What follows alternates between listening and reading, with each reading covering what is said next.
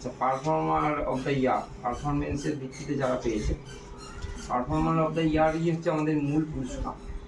ঠিক আছে, মানে হচ্ছে আমরা কত ভালো প্র্যাকটিস করছি থ্রু আউট দ্য ইয়ার, এবং এটাই মূল, যাতে আমরা দীর্ঘমেয়াদীভাবে প্র্যাকটিসটা করতে পারি। এই 1-2 বছরের ব্যাপার নয়, যারা ধরে রাখতে পারে ভালো মতো।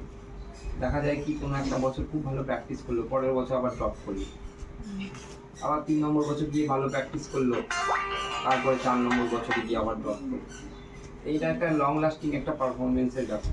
তো পারফর্মার অফ দ্য ইয়ার, এবছর পারফর্মার অফ দ্য ইয়ার হয়েছে, ফার্স্ট প্লেস পেয়েছে পায়েল।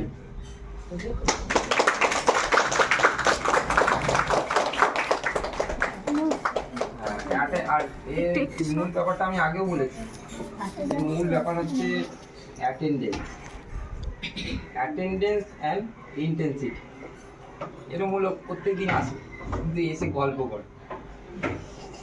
অ্যাটেন্ডেন্স তো খাতা ভর্তি, কিন্তু চার্টের অর্ধেক ব্যায়াম করে পাবে, তাহলে কি হবে? এবং অ্যাটেন্ডেন্স দিয়ে শুধু হবে, attendance with performance. Performer of the year এবছর পায়েল খুব ভালো প্র্যাকটিস করেছে, এবং